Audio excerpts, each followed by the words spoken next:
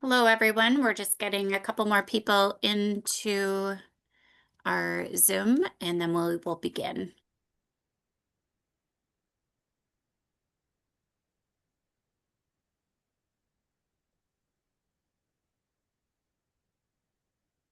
Okay, Justine, whenever you're ready. Right. All right. Good afternoon. I am calling to order a meeting of the Boston Landmarks Commission on January 27th, 2026 at 4 p.m. Present are Commissioners Walker, Haney, and myself, Orlando.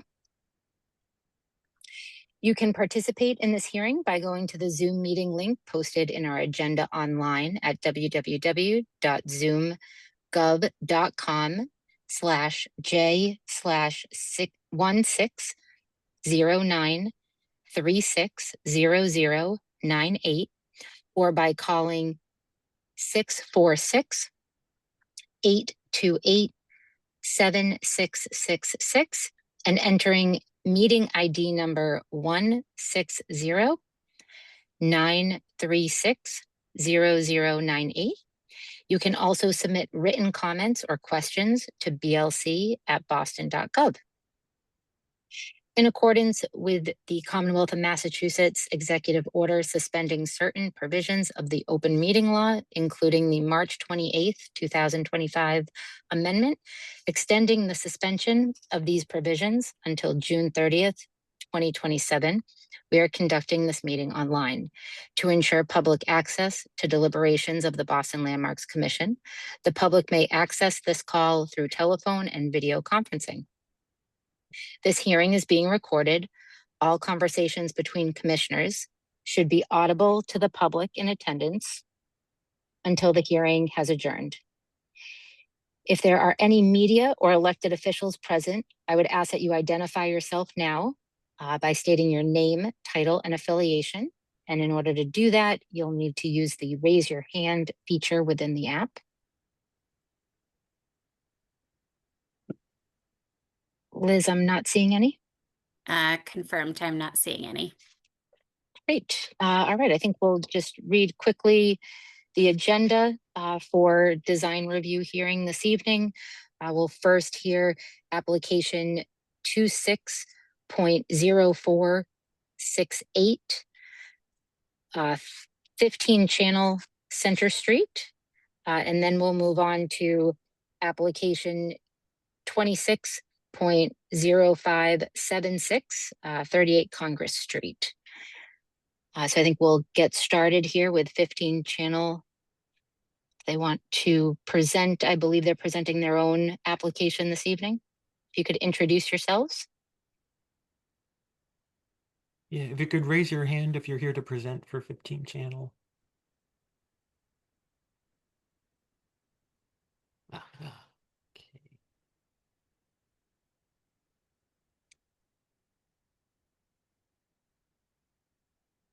Okay. Can you hear me okay? Yes, ma'am. Yes, we can. Great. I wasn't able to turn the audio on, so thank you. Give me 1 second and let me lower my hand. Hello everybody. So I'm gonna share my screen. And can we have your full name if you just... Oh, I'm sorry. Yes, I'm Yasmin Mora. I'm representing Andrea Sonan from BET. Great, thank you. Absolutely. Give me 1 second. And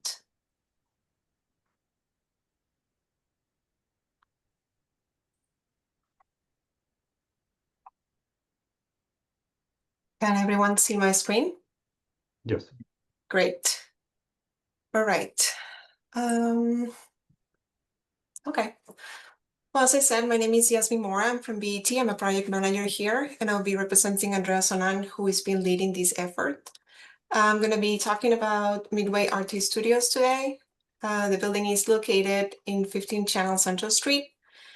The boundary of the building is Channel Central Street on the west, just to give you some context, and Medellin Avenue on the east, and some Masonry buildings on the north and south elevations.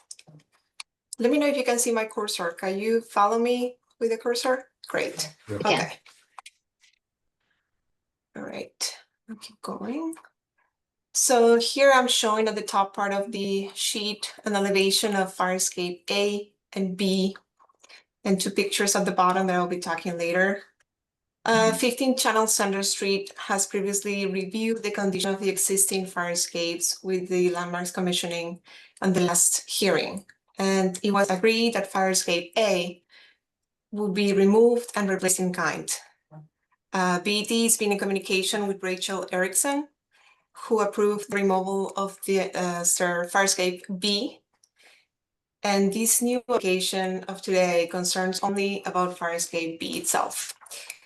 So after removing the stair, which has a similar condition of fire escape A, we had a very, more extensive than anticipated damages that we found.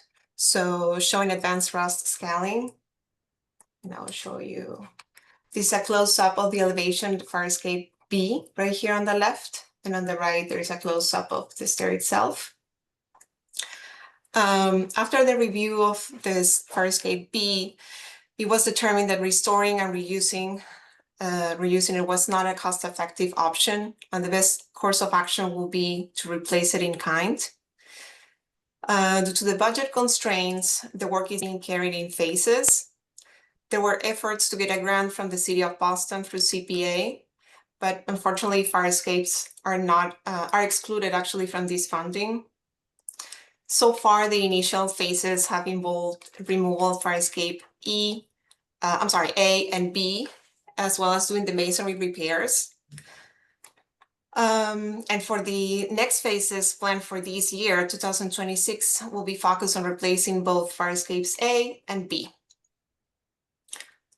So here you can see, let me show you. Okay, so here we have an elevation on the left where we mark in red all the masonry repairs that have done so far. I can't zoom in, but the red squares represent the masonry repairs, and the red rectangles are the lintels that have been repaired as well. On the right, you can see two pictures as a reference showing how the masonry and all the bricks have been damaged after removing the stair, and showing the condition itself of all the masonry repairs that have been addressed as of today.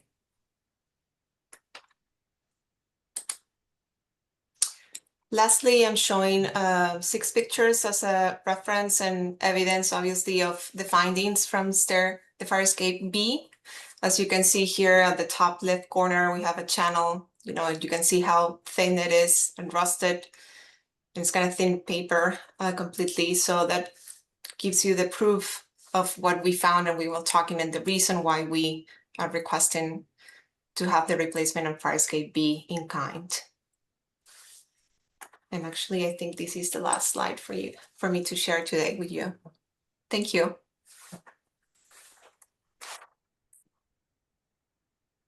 All right, great. So I'll go around for questions and comments. Commissioner Haney, would you like to start? Okay, all right, Andrea, on fire escape A, was I guess the steel grounds, were they in the same condition as you found on fire escape B? Yes, they were very similar. Okay, so in fire escape B, there wasn't an evaluation because you were just gonna remove that, correct? Right, so fire escape A was removed, right? That was discussed in the last hearing. So Yeah. fire escape B was removed, and the last picture, let me share my screen again. So these are the pictures from fire escape B. So these were the findings of the Yeah, evidence. Right. Mhm. So you now have to replace the fire escape in kind.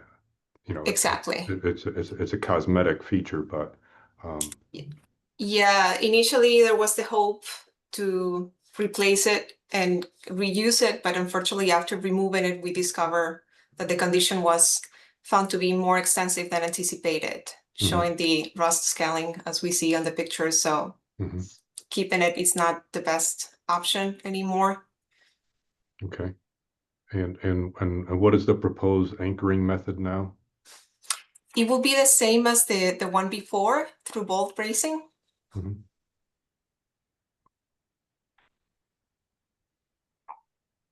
Okay, thank you. Sure. Thank you. Okay, Commissioner Walker? Thank you. I mean, first of all, thank you for bearing with us because I understand you're presenting to a whole different group than you presented the last time. And so we want to try and stay consistent with what they said, but also we're kind of catching up a little bit. Mm-hmm. And I think I read in the previous meeting notes that there were provisos attached to the approval that the details and specifics of the replacement fire escape were remanded to staff for review and approval of shop drawings, I think, and to that effect. And obviously, replacement in kind depends a lot on the details of how things are attached and the size of the members. And we've all seen fire escapes that are replacements, and they get kind of overscaled and oversized based on maybe some new standards or more conservative structural engineering. So I think we would still want that to be a proviso to understand, you know, are you proposing big base plates rather than embedment of the struts into the brick, and what are the size of the members and the spacing and railings? Absolutely. I think Yes. the interest is that this look as close to the original as possible. Yes, absolutely. And the shop drawings will be sent to you.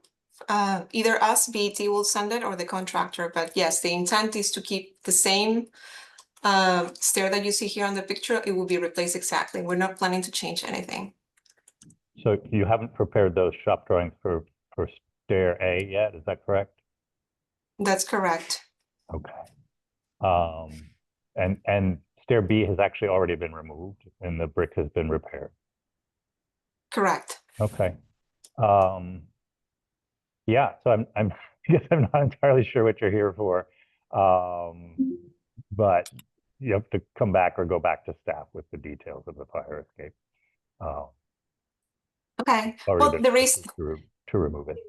yeah, just I mean, to give some background info, Rachel told us after she approved the removal of stair B, she kind of made the suggestion to be in this for this hearing and present this case to you, to all of you, so we can have the okay of replacing in kind, just, you know, Right. to follow the process. So I think that makes sense. So thank you for coming for that. But my suggestion would be that we include that same proviso that was included before.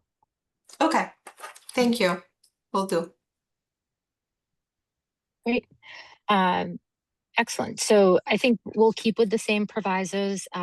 Just one comment that the submission of those drawings should come through the applicant, just to keep this organized and streamlined versus that coming through a third party. Okay. I would assume that that's typical, Joe, that the documentation is prepared and submitted through the original applicant.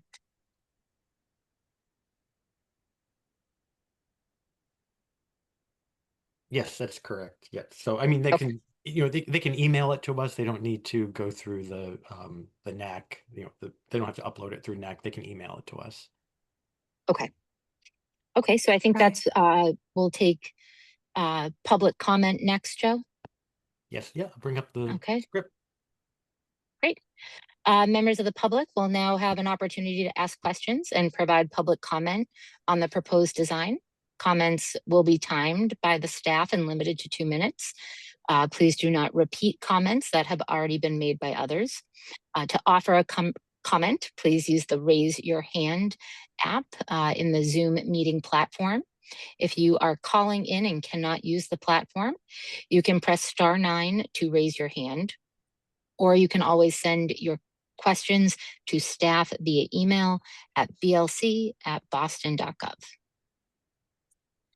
It looks like we have Steve Hollinger. I'm asking you to unmute. Thank you. My name's Steve Hollinger, a resident of Fort Point. I was the spokesperson for the petitioners in the landmarking petitioning in 2001 and was appointed to the study committee to work on the guidelines through that process and achieved designation in 2009. I just have two quick questions, and I follow this process of these fire escapes since the beginning and appreciate the commission's work on this and support the commission's findings so far. My first question is, was the removal of fire escape B ever approved by Landmarks? Because I don't remember a process through which that was approved. And I do want to say that Midway has a new board that I support and understand any challenges, but I do want to ask that question. I'll have to research that for you. Happy to get back to you on that. Okay, that's an important question for me to find out when it was removed and if it was approved, because I don't recall a hearing on that. Secondly, fire escape A was removed roughly 4 years ago. That's my recollection. The removal and all this process has been going on for a few years now. Is there a schedule and some kind of timeline of when we can expect the work to actually proceed, or the board at Midway to approach this group and say why there's a delay in getting it completed? Thank you. Thank you for your comments. So I think the first portion of that, Joe, BLC staff will respond to. And do we happen to know if the applicant knows when stair B was taken down? Not sure that would be in our records. Yeah, I'll have to go back and look for that to get, I don't want to give incorrect information. Mhm. Okay. Okay, and then do we have a timeline for approval, or when you're hoping to have approval and move forward with construction? We don't have that right now, as on BT end. I mean, as I mentioned before, the budget has been a constraint through the process, and we're working with the client to get this as soon as we can. And but I can go back with the team and answer your question specifically once I reach out to Andrea. Okay. We have another public comment. Sarah McCammond, I'm asking to unmute. Hi, my name is Sarah McCammon. I'm a Fort Point resident, and just following up on the timeline question. I believe that that had been also a proviso that a timeline be submitted in the past. So for your consideration, commissioners, whether that's something that can also be requested. Thank you. Mm-hmm. Thank you. I feel as though that is something that we can ask as part of the provisos here, is to confirm the timeline. I think we need to understand the funding timeline as well as the design and then construction timeline, those three components.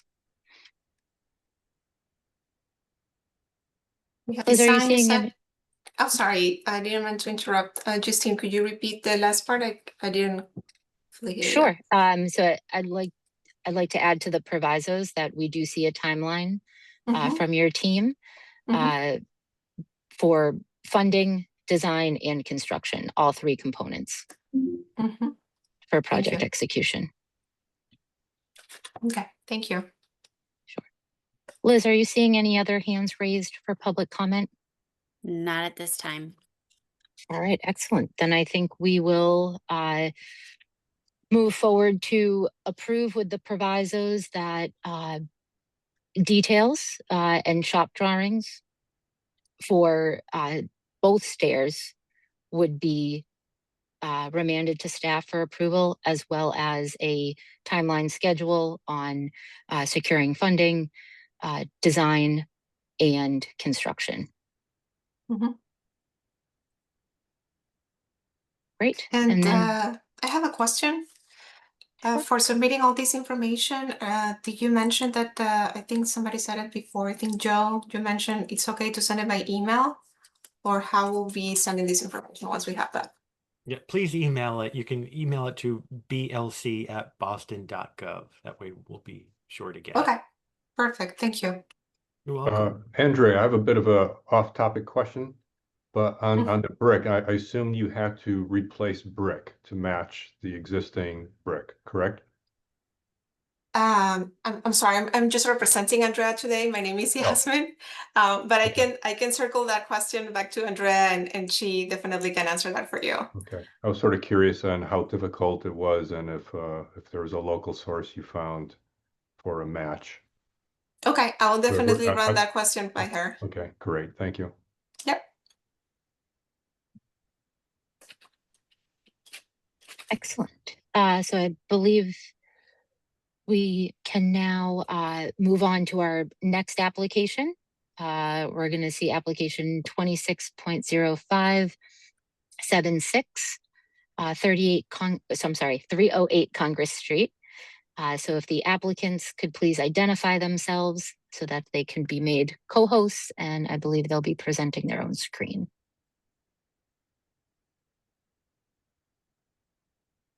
All right, if you could raise your hand here, team, and we'll make you co-hosts.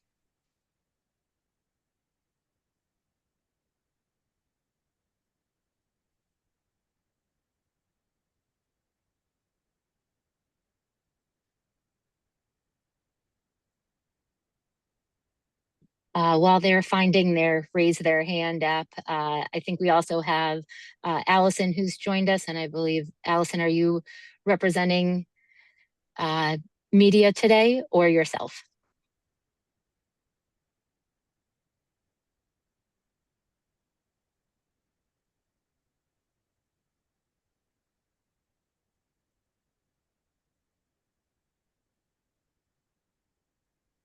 Allison, I've asked you to unmute to provide an answer.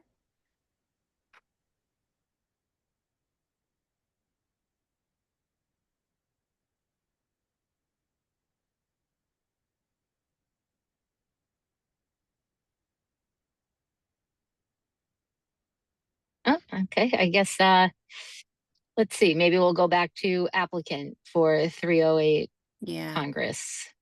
I see Mike Frechette. Liz, if you Hi could make there. him a co-host, and Nicole Benjamin Ma. Yep, on it. Thank you. And anyone else here, if you're with this team, if you could raise your hand and we'll make you a co-host. Okay, Sorry, Mike. I could Mike not and find the Nicole. raise your hand function. Mine disappeared. Was it under reactions? Is that how you had to No, find it? Okay. no. I Okay. only have reaction settings and remove from toolbar. Well, Nicole, you these are all part of the presenting team who have their hands raised? Yep, Great. yep.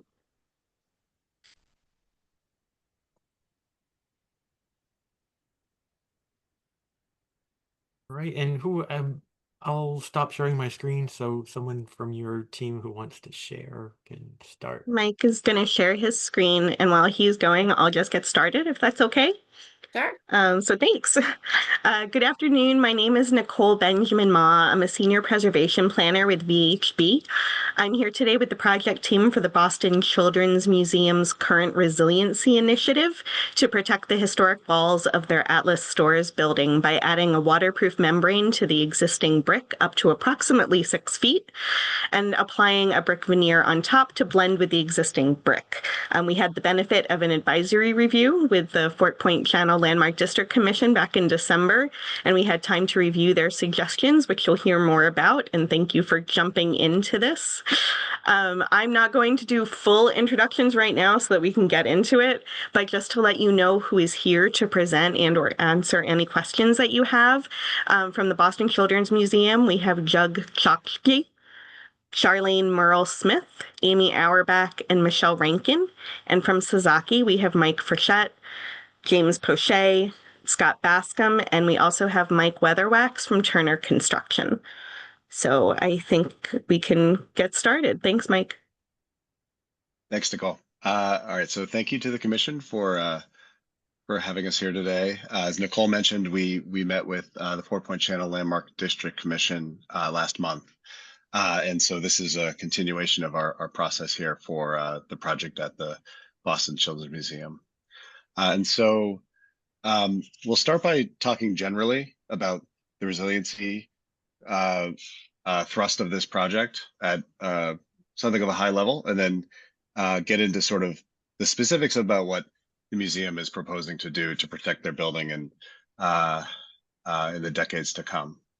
As part of that, we'll look at the preferred resiliency strategies that are engaging the exterior brick wall, which are within the scope of this commission's review, as part of our holistic resiliency approach for the building. We'll touch on the suggestions we received from the LDC last month, and we'll also go into some of the strategies we vetted and evaluated and decided to dismiss as part of our thorough investigation into how to best protect the existing historic structure. And then last, we'll end up with a little piece about ongoing city projects that are proposed for this year and how they will affect the museum property as well as the surrounding neighborhood. And so to begin with the larger picture of resiliency and the specific sea level rise threats that the Children's Museum and the Fort Point neighborhood are facing. We like to show this image as kind of a to try to drive the point home that this is a very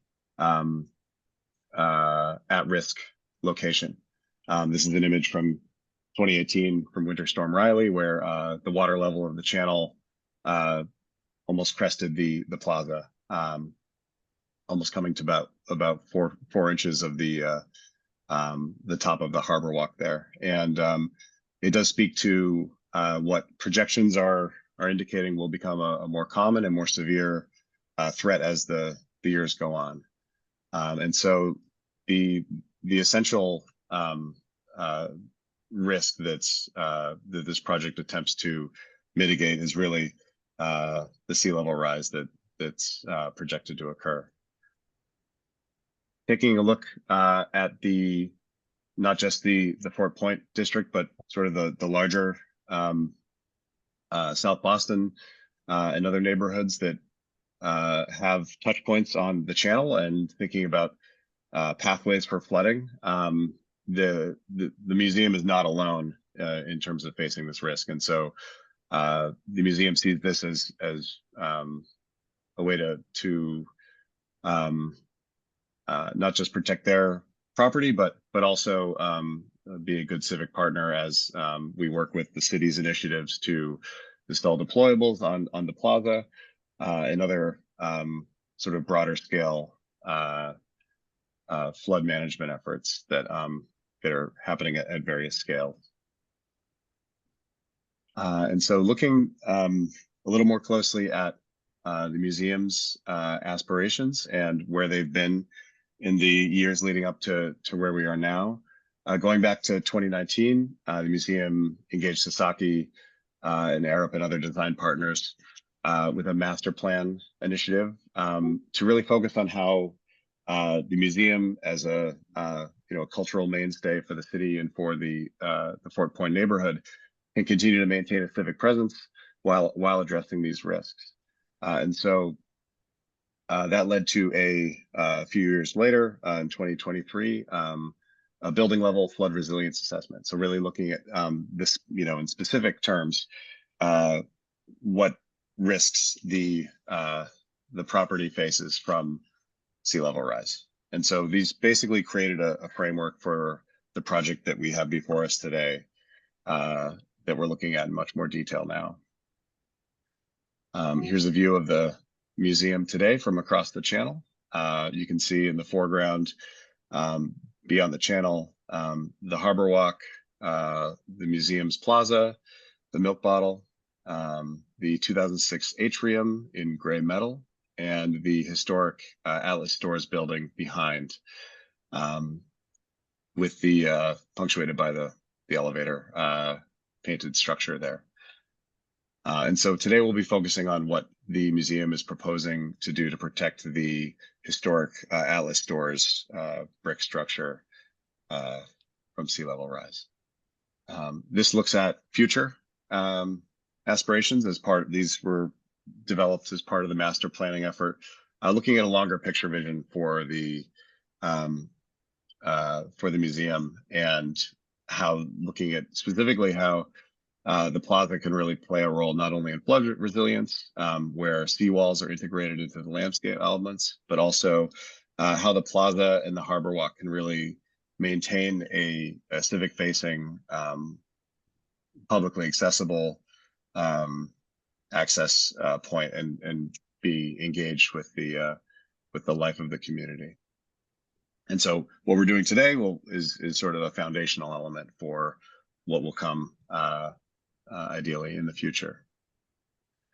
This section perspective is cutting through the property facing north. On the left, we see the channel, then the harbor walk, the plaza, the 2006 atrium with the current museum entrance, and then the historic Atlas Stores building with Sleeper Street on the rightmost side of the slide.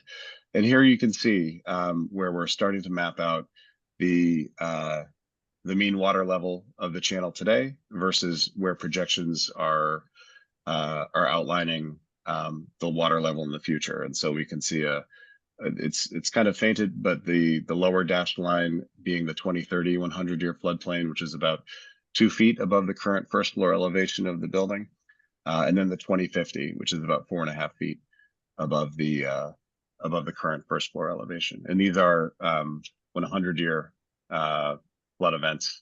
So in other words, an event that has a 1% chance of occurring in that given year. And this generally sort of a reliable industry metric for what kind of level of risk should be addressed for flooding in coastal sites. And so now we'll talk about specifically at the building what we're proposing as part of our response to the threat space from sea level rise. This slide shows the projected flooding that would occur for the Boston area, looking at 3 different time horizons for 100-year storm events. And so as part of our risk assessment with the museum, the design team looked at what stood to be a reasonable target for protection. And so 2050 was the agreed upon middle ground, looking at something that a substantial intervention would make worthwhile, while not using a 2070 design flood elevation, with the understanding that there's a greater likelihood at that date that there would be some sort of district level harbor scale, potentially resiliency approach that around that time. So here we can see in orange, we can see the property at 308 Congress Street, and then the 4-point channel landmark district perimeter here in the red dash. And so looking a little more closely about what that 2050 1% storm really means, we had done a few visualizations on this slide here on the right, which look at kind of what these flood elevations really would mean at the interior of the building. Being a very public-facing building, much of the first floor has a significant public access component, and is a critical part of engaging not only the activity on the plaza, but engaging visitors from the street, and having it be a part of a seamless entry sequence. And so we can see at that 2050 design flood elevation, we're looking at a significant amount of the existing building being underwater here. And so we took this design flood elevation and took a deeper dive into the specific construction of the building, and working with our design partner Arup engineers, developed strategies that would best be implemented for protecting the building. And so this is sort of a foundational type diagram that sort of set out some of the aspirations for the exterior waterproofing component of the project, but it looked at how historic buildings can be retrofitted with waterproofing that can attempt to maintain the aesthetic of the exterior while providing a dry floodproofing strategy. So that is to say, not allowing water to impact any part of the existing structure, since we are a load-bearing masonry building. And so maintaining that continuity of waterproofing while preserving the character of the exterior. And so this document was developed by Arup. This particular diagram is from a FEMA document that looks at retrofitting strategies for historic buildings. And so this diagram sort of revisits that section perspective from before. I should note that we're really on, we should probably disregard the raised plaza landscape and raised floor in these captions in this slide, only because we're really focusing on these 4 critical resiliency strategies. So nothing on the plaza is anticipated to change in terms of its elevation. And so the first of those strategies, we're looking at elevating and protecting critical systems. So much of the building's MEP infrastructure is on the first floor, well below the design flood elevation. And so we're looking at various strategies to protect that, either by raising it up to another floor in the building, or creating a waterproof bathtub, we like to call it, wherein if there is flooding within the building, if the exterior waterproofing fails, we have a means to protect critical infrastructure and keep the building up and running. The second strategy is what we'll be focusing on today, where we're protecting the exterior perimeter walls of the building by means of waterproofing.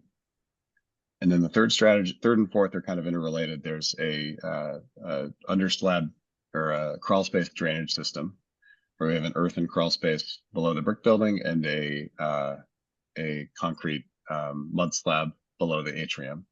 And so we're fitting those areas with essentially a large scale French drain system to collect groundwater and any sort of incidental water leakage that would enter the building, and then pumping it out to a water storage tank that's going to be below the plaza, which would then get pumped out to the channel after the floodwaters recede. And so before we dive into the specifics of the exterior waterproofing, we just wanted to touch on the key considerations for the museum as we engage this process and continue to work through understanding how we're impacting not just the operations of the museum, but how that affects the neighborhood at large. And so the key elements of this are providing a necessary level of protection to ensure the museum operations can continue with minimal disruption, so that they can maintain as many open days as possible and quick recovery after a flood event, so they can continue to serve the community and do what they do best. We also want to have the least possible impact on the historic context of Fort Point. And so with the kind of historic fabric that the landmark district has, we want to maintain as close a respect for the character of that as we can with our solution. Looking at a solution that will also minimize public right-of-way encroachment, where there are solutions that have less permanent effect on the building. When they're actually deployed, they tend to have a greater obstruction on the public right-of-way. And so we're looking at a solution that, in the event of a storm, can maintain public access and emergency access and all the kinds of things that they want to be kept unobstructed during a storm event. And then the third, or the final point there is looking at all three of these initiatives that the project is contemplating at this moment work together. And so they build in a redundancy that ideally brings the risk level down to the minimum practical level for the museum into the future. And so here we'll talk about the preferred design strategy that we have arrived at with the design team in the museum for the waterproofing of the exterior walls. And so this slide is really to provide some context. On this plan, east is to the top of the page, north is to the left. And so here we have just east of the building, we have Sleeper Street. To the south, we have Congress. And to the west, we have Fort Point Channel. And to the north, we have Martins Park and the museum's equipment yard and access ways around there. The heavy line in blue is the area that we're proposing to develop our new waterproofing detail at. And I should say that I'll go back for just a moment. That this outline is all of the brick building that's exposed currently, because the atrium addition encapsulated some of that brick perimeter. And so where you see that line stopping, that's where it meets the 2006 atrium, where the museum entrance is. And that in order to complete that waterproofing perimeter, we're proposing non-permanent deployable floodproofing to create a complete four-sided waterproofing perimeter. And so these perspectives show in blue from the public way where our intervention is proposing to go. And so in terms of the height and the extent horizontally along the building. And so from here on the left image, we see the view from the south, from Congress Street toward the museum's entrance, and the most articulated facade of the brick building with the pilaster and panel configuration above, and some detail courses around the mid levels. But you can see where we're engaging the existing building to apply the waterproofing. And so moving to the image on the right, we can see how that wraps around the corner of Sleeper and Congress, and then all the way down Sleeper. And then finally around the left-hand image here, where we're wrapping the corner at the museum's loading dock and continuing our waterproofing beyond the existing equipment yard fence. And then finally, at the end of the image on the right, we have a small portion of waterproofing that's on the plaza side. And so much of our design approach was informed by trying to understand the architectural character of the existing building. And so being a warehouse of its vintage and understanding that it's undergone a lot of evolution in terms of its use, but also its exterior character over time. We identified some of the core elements that really make up the character of this facade. And so starting at the top, we're looking at the uppermost floor as with a series of shorter windows. We have these really pronounced hoistway openings at each bay of the building, which are framed with large granite lintels, and then at the ground floor a granite apron. We have these star-shaped tie rod anchors, which occur throughout the building, including at the ground floor within our realm of our project scope. Several types of stone. So we have gray granite, what we understand to be a Chelmsford granite, and then some smaller amount of brownstone lintels as well.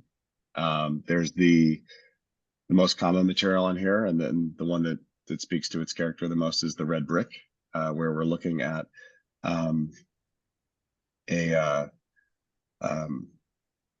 something that really gives the building its sort of essential character. And then we get into some of the layering that's happened over the decades, where some of these hoistways have been infilled. Much of the entire Sleeper Street facade, almost all of it, especially at the lower floors, has been the window openings have been infilled and either fit with louvers or blank off panels or masonry in some form or another. And so it does develop a bit of the character where these openings that were once glass are now opaque material, but certainly distinct from the brick. And then we're looking at some of the other elements that give the building some character, which are there's a preponderance of fire department connections along the first floor.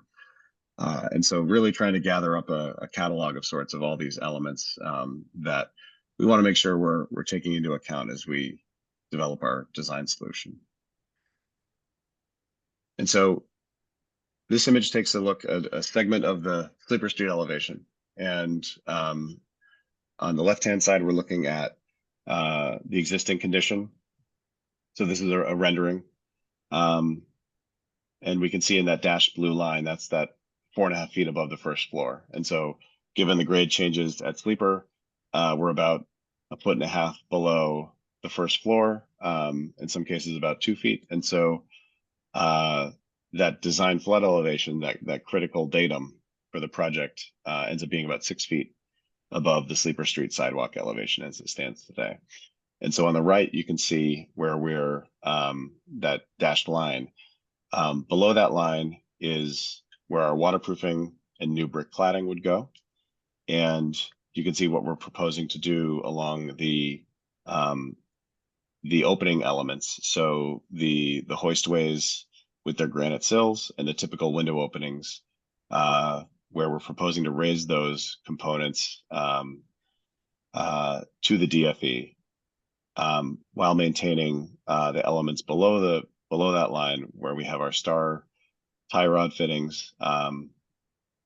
And finally, we're proposing a granite water course to improve the resiliency of the cladding where it meets grade, where we've currently observed some spalling and degradation of the existing brick down at grade, either from just general wear and tear or salt use in the winter. But from a number of sources, we're seeing that's becoming a challenge with the current brick at the moment. And so on this slide, we have an axonometric diagram of the essential assembly that we're proposing to implement here. And so we can see in the grayed out halftone color, the existing load-bearing masonry wall with its timber structure beyond, where we have wood decking and limited areas of topping slab supported on timber beams and girders. This load-bearing masonry continues down below grade to a granite pile cap, which then is set on timber piles below. And so what we're proposing is waterproofing up to our design flood elevation, which would be applied directly to the brick and extend down below grade. We're proposing the installation of a concrete brick shelf, which then would support a full width layer of new brick to match the existing. And so we're working with vendors and manufacturers to develop brick blends that we expect we'll be reviewing with this body or another as needed to make sure we're respecting the existing historic fabric and getting as best a match as we can.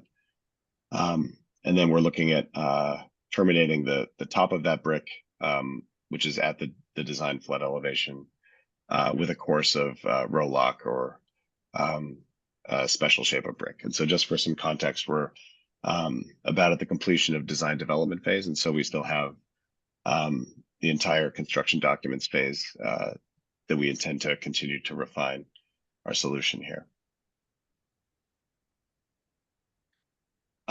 This diagram shows what we're proposing with the base condition for a granite watercourse. And so as I was mentioning before, our feeling is that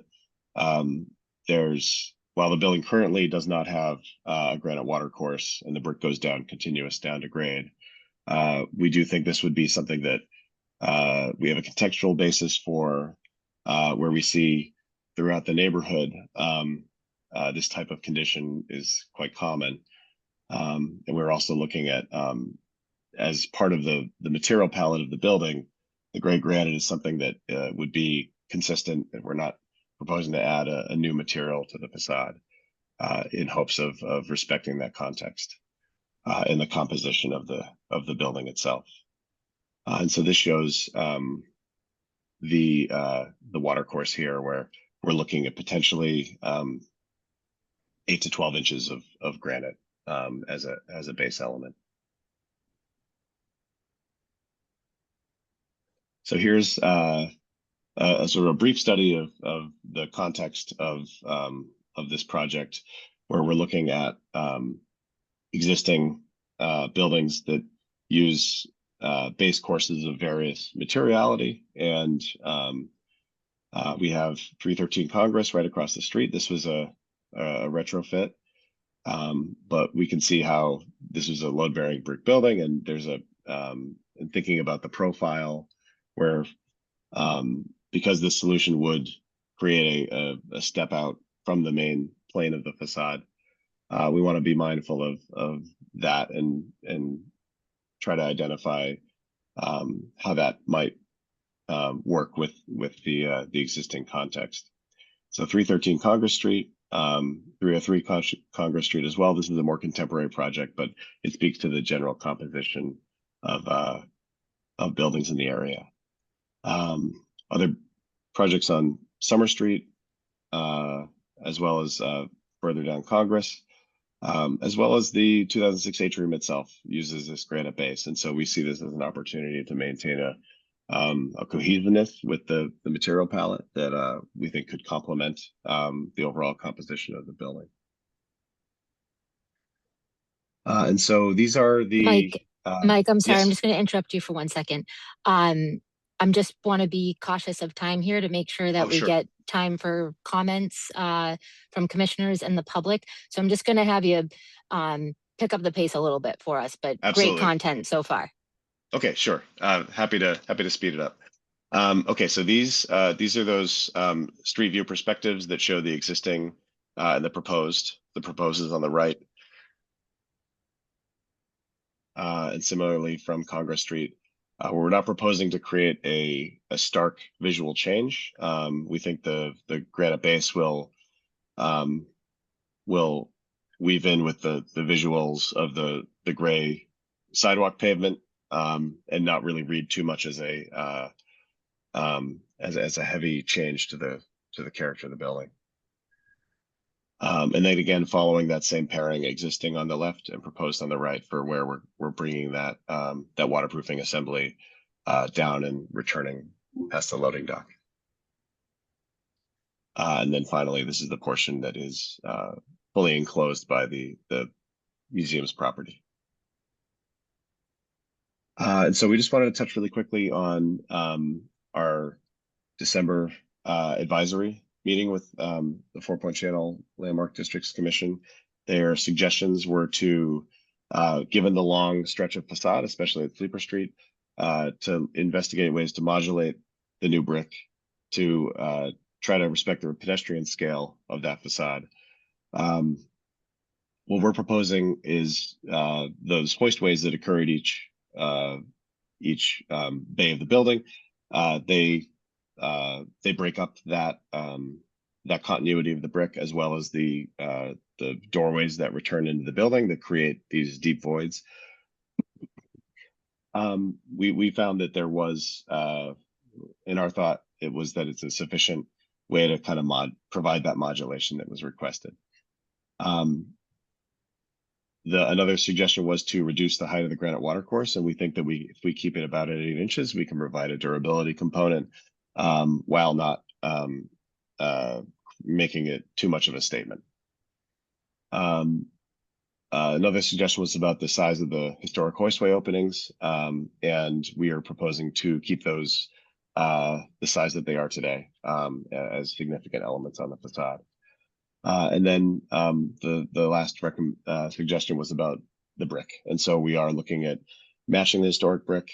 We haven't received blending mock-up panels yet, but that's coming up for us with our suppliers soon.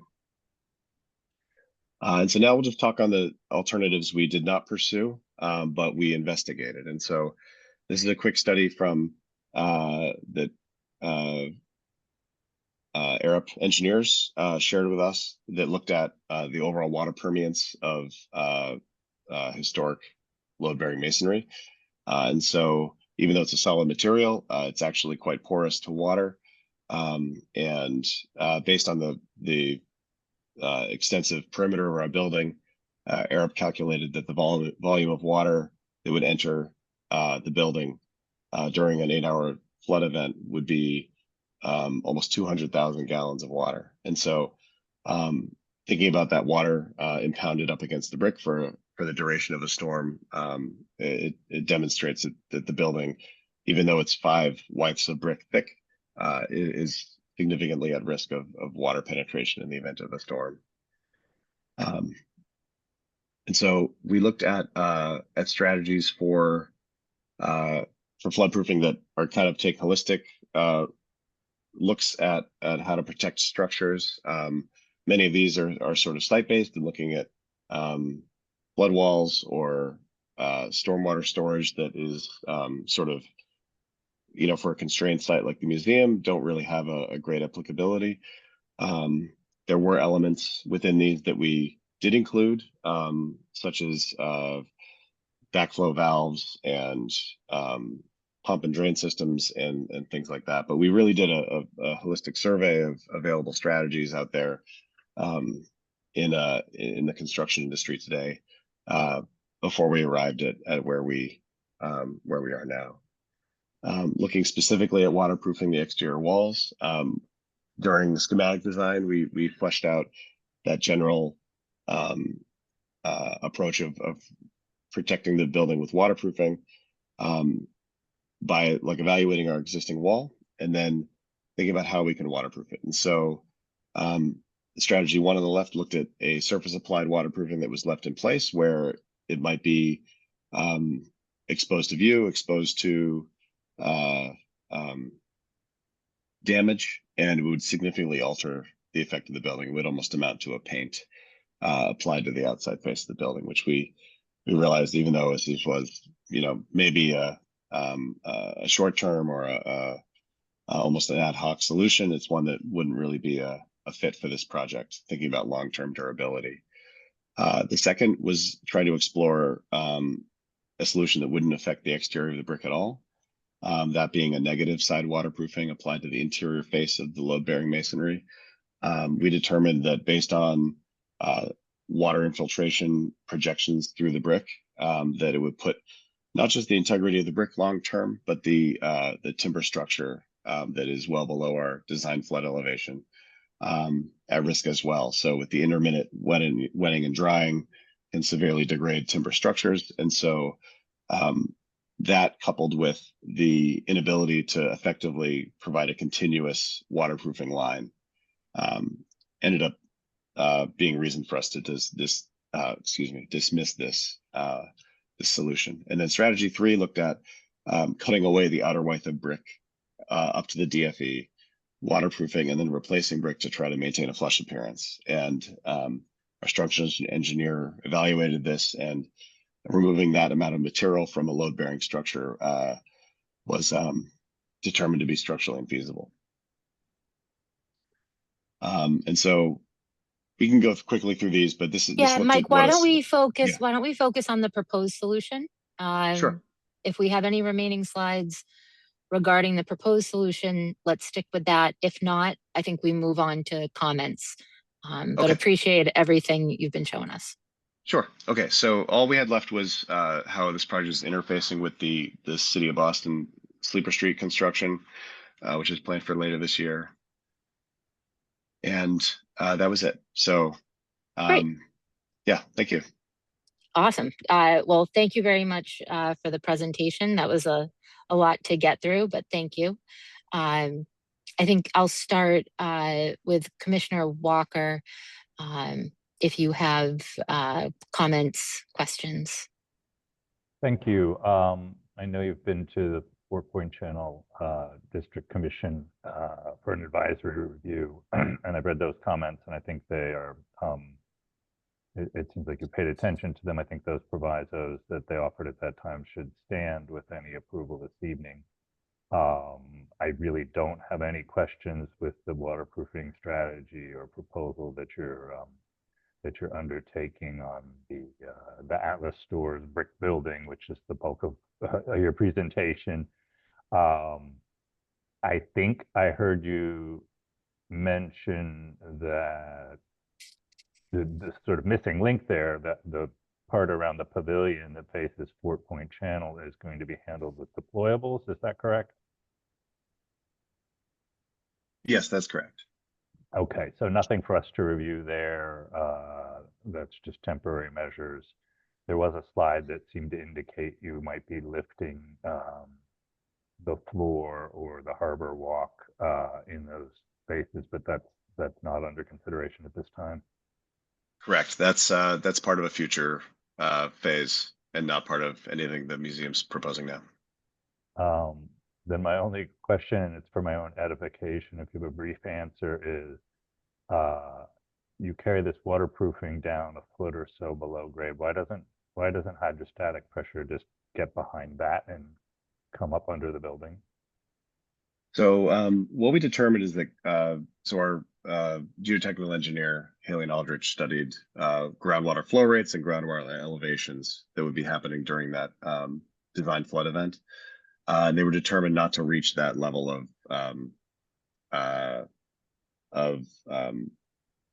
that area where the waterproofing is terminating. And so we kind of we're really looking at above grade stormwater that might bypass some elements on the street or kind of work its way through the hardscape. And so we're looking at kind of that, protecting against that. Right. And the storm event that raises water doesn't last forever. Right. All right.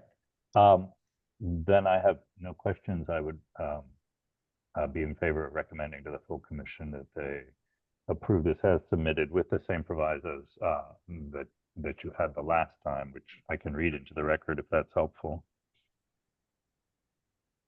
Yeah, that would be great, Brad, if you don't mind. Yeah. I think it says final drawings, including sections showing the integration of the proposed work into the new building, are remanded to staff for final approval. On-site material mock-ups are to be scheduled with staff for review, to review proposed materials, including brick and granite. And any changes to the proposed waterproofing strategy would be remanded to staff with the option for staff to suggest return to the commission. Great. Commissioner Haney, anything to add? A couple things. So is the building facade right up to the property line? It is. Okay, so we're making the building bigger by 4 inches on 3 sides, right? Okay. That's correct. Is that an issue with the city? We've I'm been sure working that's with. figured out. The other one is the sidewalk on Sleeper Street. It's so narrow now. It's not, physically usable. Is there any design ideas on how to handle that? Yes, and so the city's planned redesign of Sleeper Street, which includes widening that sidewalk. I believe it's to 6 or 7 feet. Okay. All right. But yes, as it is right now, it's quite narrow. Great. Okay. All right. I like the granite base. I think that's a good addition. I was sort of curious on an aesthetic question. Was there any consideration of actually raising your base higher, a couple feet higher, to be more of a recall of a rusticated base on a larger building? Because right now it's sort of in this odd. The height seems to be oddly proportioned, like it wants to be either lower or higher. It seems like we're in this midpoint right now. There's many examples of rusticated bases. I think especially the curved brick building on Melcher and Summer. I think that's pretty high. 300 Summer Street, but is I guess is an aesthetically and a rusticated base. I don't know, acceptable in this sort of situation. I know the building is really just a warehouse, so I don't want to gussy it up, but it seems like the height of the base seems to be a little bit low to my eye. That's something that we didn't consider raising it up or creating kind of like a almost like a full story of modification to really give it that base element. We really did focus on kind of limiting it to that to the height of the design flood elevation. Okay. All right. Thanks, Mike. All right. I think that's it for me. Great. Just a couple quick ones. The timing of the replacement of the sidewalk compared to your project, do we know what that is? Are you going to be fully removing the sidewalk to do your installation and then replacing in kind, and then the city comes back to widen the sidewalk? Or is it going to be happening in tandem? Do we know that? So we've been meeting pretty regularly with the city to try and align our schedules, and so that we're not in a position where we're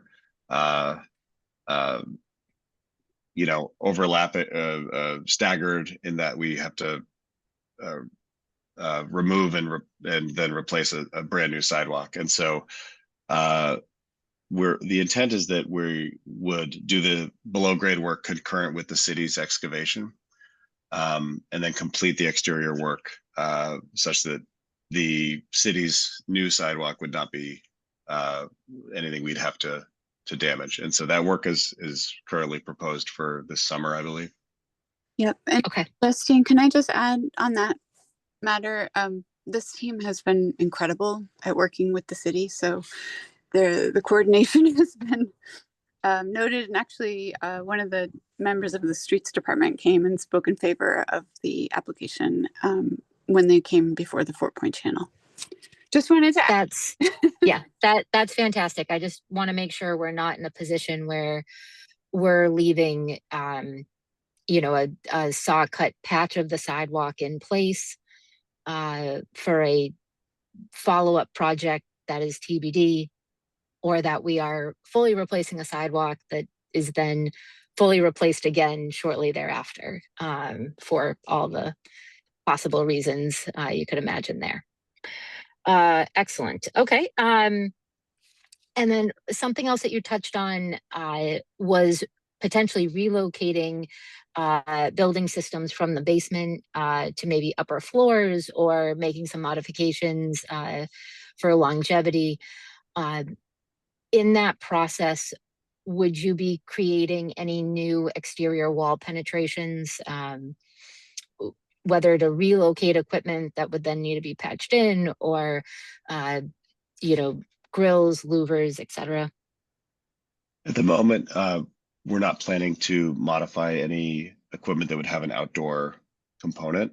So the museum has an equipment yard that's visible from Sleeper Street, that's currently surrounded by fencing. One of the things we had looked at was the potential of raising that equipment above the DFE, and we elected to construct a flood wall around that equipment and then reface it with replacing kind fence that's there. And so That's something we didn't touch on in this presentation, but we wanted to avoid kind of high visibility of MEP equipment.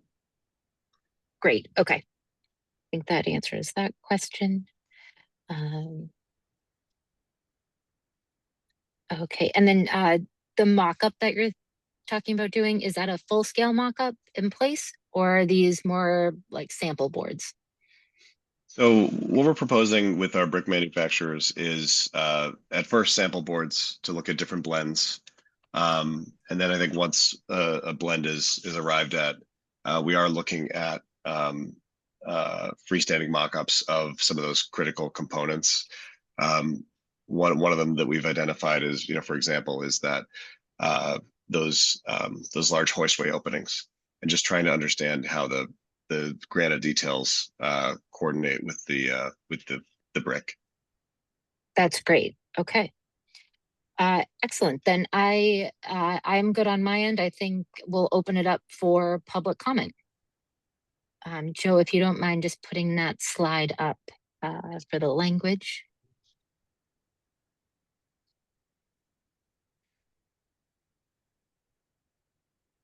Great. Members of the public will now have an opportunity to ask questions and provide public comment on the proposed design. Comments will be timed by staff and limited to 2 minutes. Please do not repeat comments that have already been made by others. To offer a comment, please use the raise your hand tool via the Zoom meeting platform. If you are calling in and cannot use the platform, you can press *9 to raise your hand, or you can send your questions to staff via email at blc@boston.gov. Take a look for public comment. Liz, would you mind? Yes. So we have. We did. I just want to read one public comment, elected official comment into the record. We received a letter this afternoon from Councillor Ed Flynn, and it states that, let's see here. I'm writing to express my strong support for the Boston Children's Museum's proposed waterproofing and resiliency improvements along Sleeper Street as part of its Phase 1 waterfront resiliency project. The museum faces increasing flood risk due to sea level rise and storm surge along the Fort Point Channel, which has already resulted in periodic flooding of Sleeper Street and the museum's perimeter. The proposed waterproofing strategy is a necessary and thoughtful response that prioritizes protection of the historic perimeter walls while preserving the architectural integrity and character of the Fort Point Channel Landmark District. Importantly, this project complements the City of Boston's ongoing and planned resiliency and infrastructure work along Sleeper Street and the surrounding waterfront. By aligning building level protections with public realm improvements, the museum's approach represents a coordinated step forward for the entire neighborhood and advances shared resiliency goals for South Boston.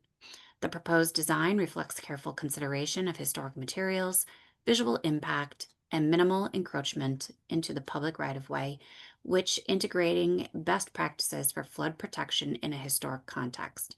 As such, this project serves as an important precedent demonstrating how climate adaptation measures can be successfully implemented in landmark districts in a way that strengthens rather than compromises historic preservation. Boston Children's Museum is a beloved civic and cultural institution that serves families from across the city and region. Supporting its long-term resilience is not only critical to preserving the historic structure, but also to ensuring the continued viability of the Fort Point waterfront as climate impacts intensify. For these reasons, I respectfully urge the Boston Landmarks Commission to approve the proposed waterproofing project and view it as a model for future resiliency efforts across Boston's historic neighborhoods. And that is Excellent. Thank you. Yes. Now, Steve Hollinger, I'm asking you to unmute. Thank you, Elizabeth. Steve Hollinger, resident again. First of all, I want to thank the Children's Museum for aggressively approaching these kinds of problems.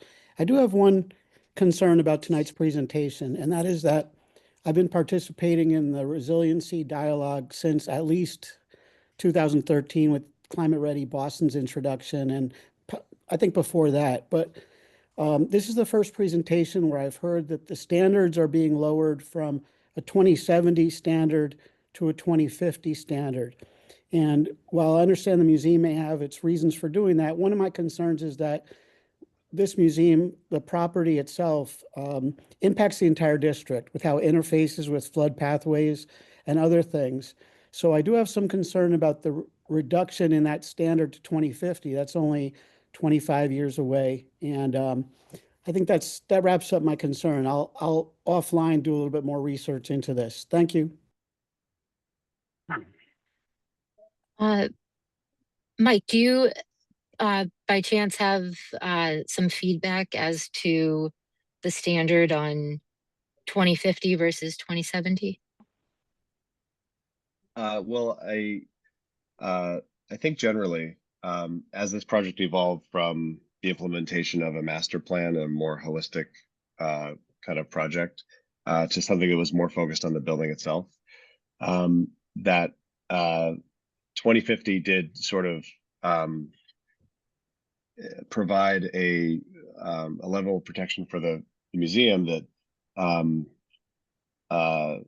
you know, as a group, the museum and the design partners did feel was sufficient. It's something where, with understanding of ongoing longer term initiatives, you know, for beyond 2050, we are looking at a greater likelihood of there being district-wide or citywide flood management measures enacted, because so much of South Boston and other much of the city is sort of in a similar situation to the museum and the Fort Point neighborhood, and so I think that, you know, generally speaking, that the solution for the museum, other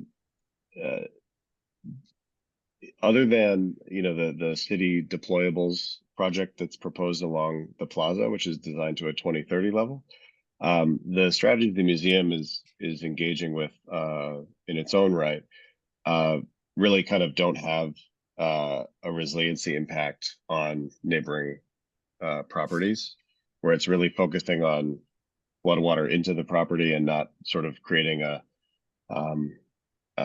continuity, not at this point at least, with any other kind of flood barrier perimeters that are being contemplated. And I'd like to contribute as well, Mike, if I can. This is James Poche with Sasaki, and I was a part of the master planning efforts as well as the resiliency study, and just wanted to contribute to some of the points that Mike already laid out, in that just to characterize what designing to 2070 would be like for the museum at its particular place in the floodplain. A lot of those strategies, when we were looking at them in the master plan, would involve abandoning actually the first floor in that floodplain comes up to basically just about under the second level of the museum. So we're looking at significant change to museum operation, a different type of investment. So with that, the kind of nature of designing to that elevation, with our anticipation of district scale initiatives, we arrived at 2050 being a sort of benchmark and an appropriate level of investment to address floodwaters at this time. But I'll remind everybody that this fits within a larger vision, and we've planned for later phases of this initiative to address higher sea levels. So it's part of a 50-year vision. So just wanted to add that. Thank you. Justine, we have another one. Jeffrey, I'm asking you to unmute. Hey, good evening, everyone. Jeffrey Alexis, Deputy Director of Engineering over at Public Works. I just wanted to jump in to kind of second what Mike and I believe Steve kind of jumped in and expressed. I'm sorry, I remember someone else might have jumped in and expressed. We're not necessarily looking for Church Museum to implement, their resiliency plan for their building to act as a barrier to the flooding, in the Fort Point. We understand that flooding in Fort Point is a concern. We are working in the city. We are working with our environmental department. As Mike expressed, there's a number of deployables and locations of where they're going to be deployed in the Fort Point to kind of try to protect or to try to prevent flooding in this area. They are looking at other alternatives, and as well as other strategies in order to do so. But yeah, no, but we're full support of what the Children's Museum is doing in order to protect their building.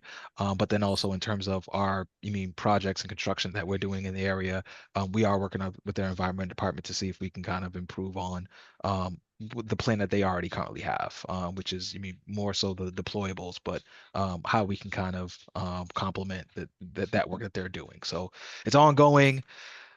We understand it's a concern, but yeah, we do have city agencies looking at this on the day-to-day. Great, thank you for the feedback. All right, Liz, do we see anyone else for public comment? I'm not seeing anyone else. Great, all right, well then, I think we would be recommending approval with the provisos that Brad had previously read into the record that the 4-Point Channel District had previously issued. I think we can reread those into the record during the business hearing for the formal vote with the full commission. I would like to add one proviso regarding the coordination of the schedule with the city's sidewalk replacement project. If the group is all right with that. You want that Okay. submitted to staff, or what actually do we want to happen? Oh, that's right. I think we should see some sort of an alignment schedule that could be submitted to staff between the two projects for a best attempt there. This is Michelle Rankin from the Children's Museum. We are very much aligning ourselves and our schedule with the city of Boston for to decrease the amount of disruption as possible as we can with this project. So we are hand in hand working with them. Excellent. That's great to hear. All right, excellent. Then I think with that, we'll conclude this matter as well as the design review portion of the hearing. Or Liz, should we be reading in the administrative approvals? Joe's shaking his head yes. Okay. Let me just get the correct script. It's also up on the screen, Justine. Oh, thank you. Mm-hmm. All right. Okay, so we'll also be voting to accept the following as administrative reviews. Application 26.0511 Boston City Hall, 1 City Hall Square for temporary art installation at East Brick Wall facing Congress Street. Application 26.0553 Dorchester North Burying Ground, 611 Columbia Road, repair of gates and cast iron stone at entrance to burial ground. Application 26.0456 Mount Cavalry Church, 15 Otisfield Street, installation of historically appropriate windows at the church building. Application 26.0577 Quincy Market for South Market Street, maintenance and repair work, Quincy Market, South Market and North Market building, and the landscape area of granite pavers and slabs along the South Market Street. The scope of work will include masonry cleaning and repair of all buildings. And finally, the resetting of granite cobblestone and slab pavers at the South Market Street elevation, I think that says. Area. Area. Sorry, thank you. Application 26.0518, Sears Building, 421 Park Drive. Installation of new signage at the entrance, canopy, and 5 wayfinding signs. Application 26.0517, 214 A Street, install into mortar joints and exterior blade sign and plaque. Application 26.0524, 333 Summer Street, cut and repoint exterior facade where needed, remove and replace deteriorated brick in kind, replace window sealant. So the commission will take a full vote to accept the administrative reviews at the business hearing.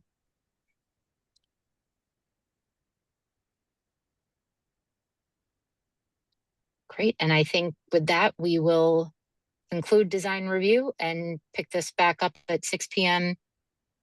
for the business hearing. Yes, I'm going to keep the Zoom open, and we will pause and come back at 6.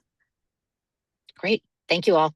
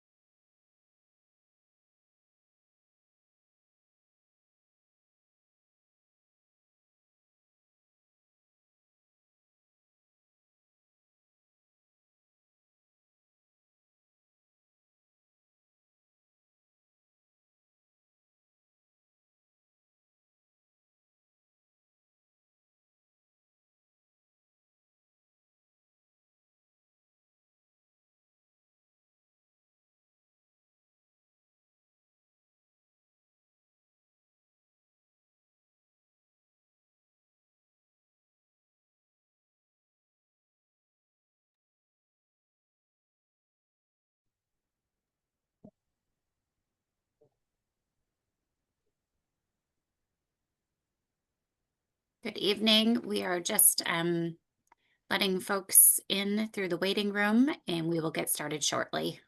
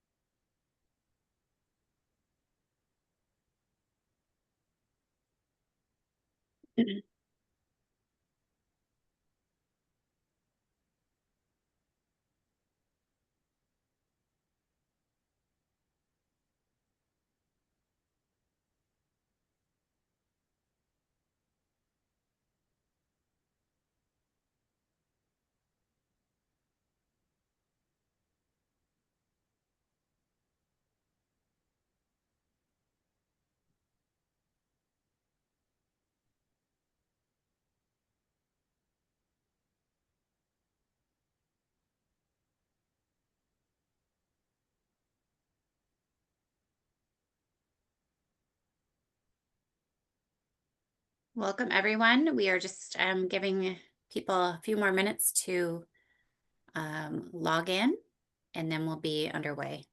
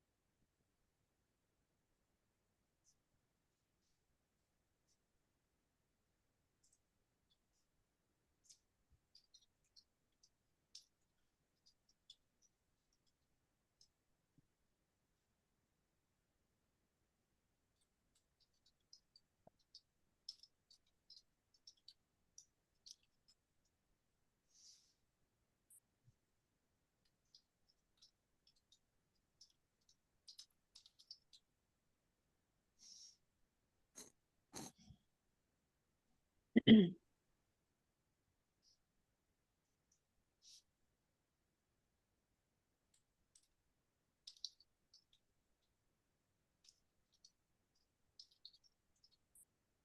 it looks like we have 6 commissioners present at this time. Yep, that's what I got too. Okay. Need 7. Yep. We'll give her a couple more minutes. I know it's been a challenging travel day for many of us.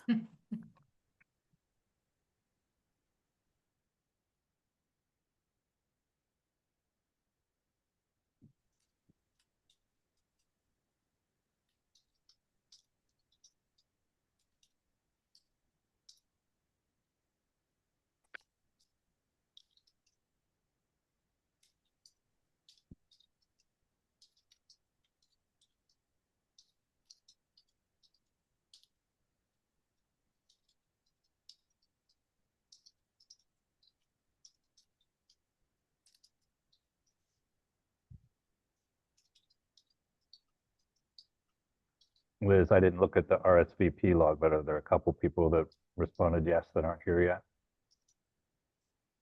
Yes, I'll double check it right now to make sure nobody changed.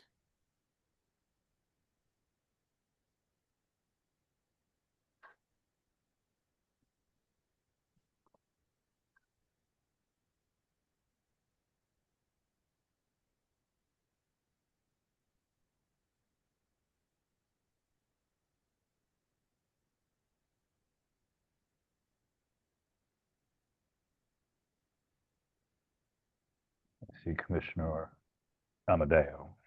Oh, there we go.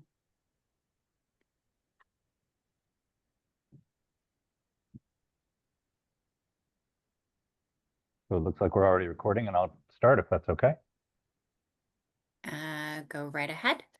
All right. Good evening, everybody. I'm Brad Walker, Chair of the Boston Landmarks Commission, and I'm calling to order this meeting of the Boston Landmarks Commission on January 27th, 2026 at 6:06 p.m. With us tonight are Commissioners Jacques, Freeman, Orlando, Amadeo, Ward Hyatt, Haney, and myself. Also with us are Boston Landmarks Commission staff members. I see no particular order, Elizabeth Sherva, who is Deputy Director of the Office of Historic Preservation, Joe Cornish, who is Design Review Director, Kathy Cotaridis, who is the Director of the Office of Historic Preservation, and Chelsea Blanchard, who is Staff Architect. I think that's everyone.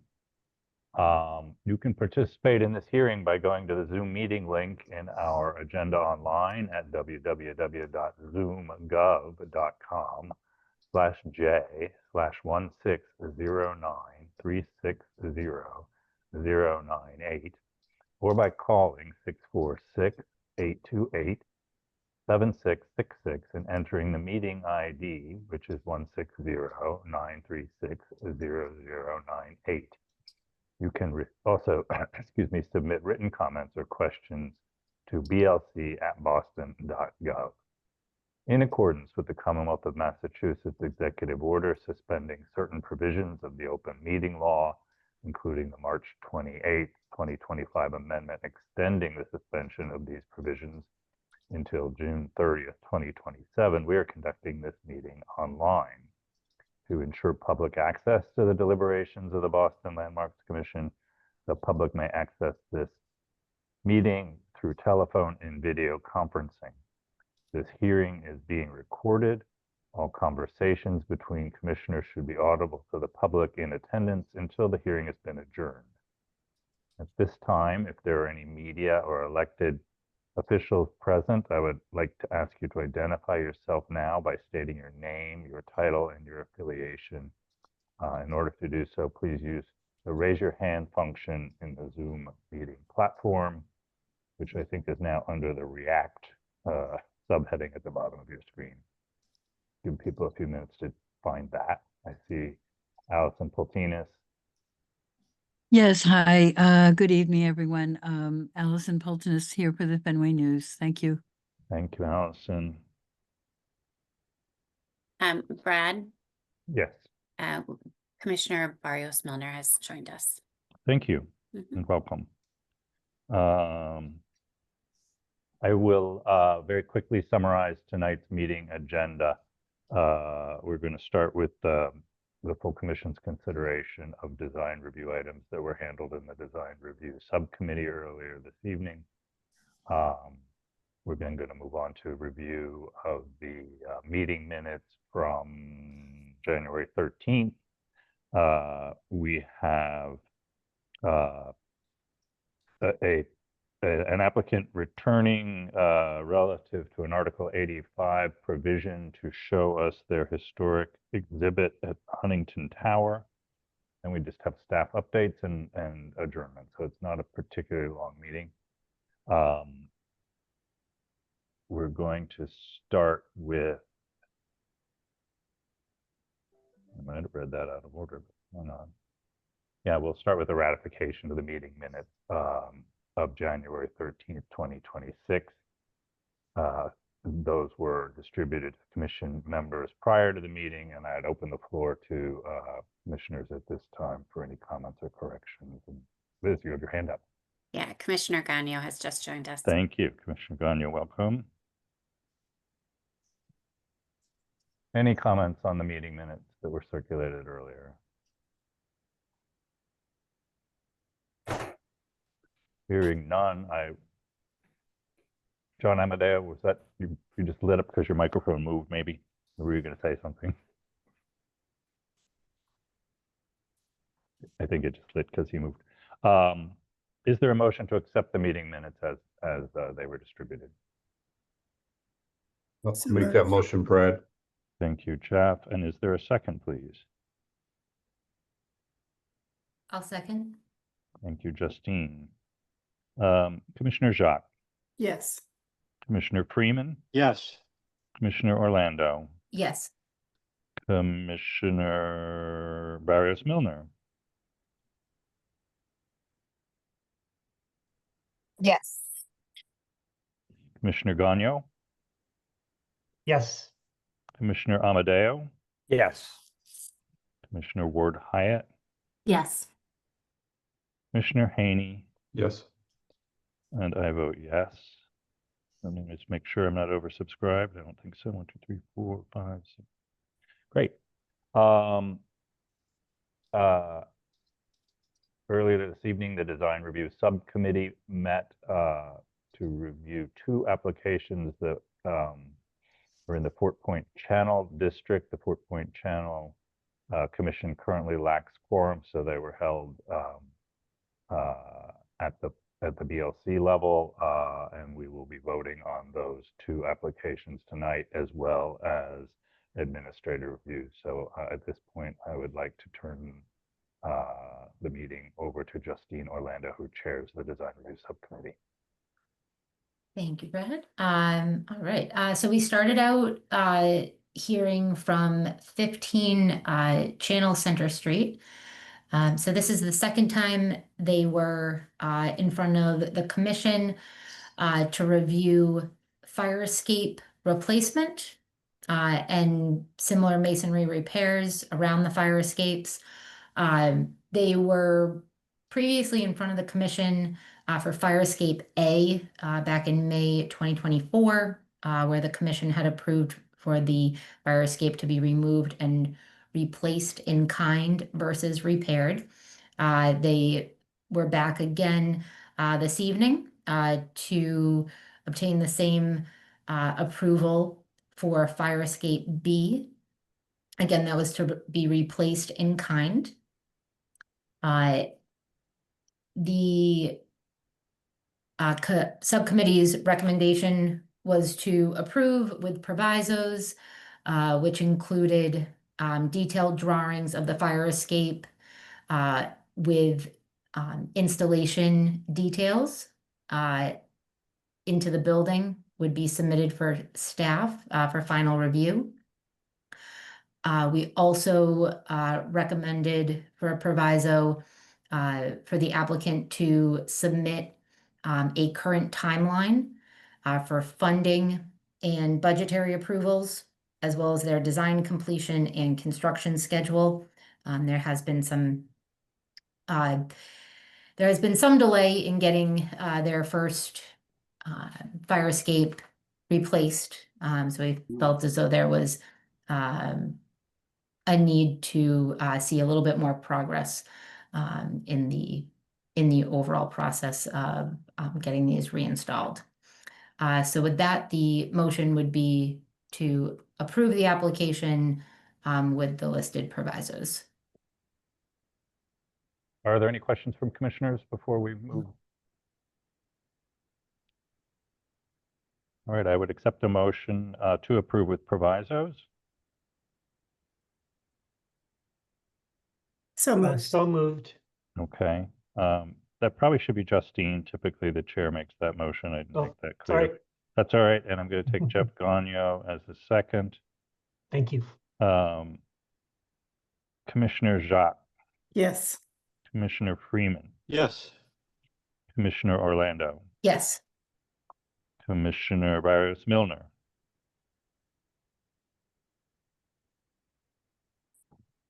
Yes. Commissioner Gagno, Yes. Commissioner Amadeo, Yes. Commissioner Ward Hyatt, Yes. Commissioner Haney, Yes. and I vote yes. And we can move on to the next application. Great. So then we saw application for 308 Congress Street, which is Boston Children's Museum. So as part of a larger master plan on coastal flooding, they had brought to us a portion of their strategy for long-term maintenance of the Atlas Stores building. Ultimately, through their study, what they are proposing is to apply a waterproofing membrane around the perimeter of the existing brick facade, which would then be clad with a new like-kind masonry facade, approximately about 6 feet up, which is where their datum for through 2050 would fall with the coastal storm flooding. The brick veneer would sit upon a granite base that they would install around the perimeter as well. So as they had gone through a pretty extensive review with the Fort Point Channel advisory review, we in the subcommittee here recommended to carry over the provisos that were previously listed, which included final drawings, including sections showing the integration of the proposed work into the new building, are remanded to staff for final approval. Second, on-site material mock-ups are scheduled with staff to review proposed material, including brick and granite. 3, any changes to the proposed waterproofing strategy will be remanded to staff with the option for staff to return to the project. With the option for staff to return the project to the commission. And then we also added an additional proviso to provide confirmation that the project would align with the city's adjacent project of removing, expanding, and replacing the adjacent sidewalk, as that demolition needs to occur for this project to complete their work. Any questions on the proposed application?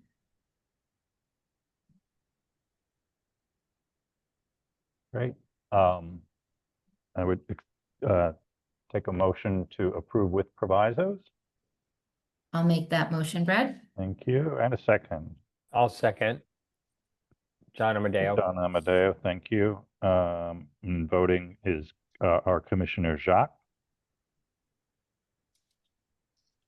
Yes. Thank you. Commissioner Freeman. Yes. Commissioner Orlando. Yes. Commissioner Barrios Milner. Yes. Commissioner Gagnon. Yes. Commissioner Amadeo. Yes. Commissioner Ward Hyatt. Yes. Commissioner Haney. Yes. And I vote yes. And we move on to administrative reviews. Great. All right. So also part of design review subcommittee, we read into the record recommendation to approve the administrative reviews that you see listed on the screen. Joe, we don't need to read those in again, do we? Or do we? We usually just read them in once, as long as it hit Wonderful. one meeting or the other. Love that. All right. Me too. I would accept a motion to approve the administrative review items as submitted. I will make that motion, Fred. And a second. Jeff Haney seconds. Thank you. Commissioner Jacques. Yes. Commissioner Freeman. Yes. Commissioner Orlando. Yes. Commissioner Barrios Milner. Yes. Commissioner Gagnon. Yes. Commissioner Amadeo. Yes. Commissioner Ward Hyatt. Yes. Commissioner Haney. Yes. And I vote yes. And we move on now to the Huntington Avenue. Is there an address for this? 252/2 through 254 Huntington Avenue and 256 through 258 Huntington Avenue. This is a presentation of an historic exhibit that fulfills a proviso of the Article 85 determination dated July 25th, 2018. The commission will not be voting on this matter. It's just here to show us that it's being done. So I would open the floor to whoever's presenting that on behalf of the applicant. It looks like Cassie and Susie have their hands raised.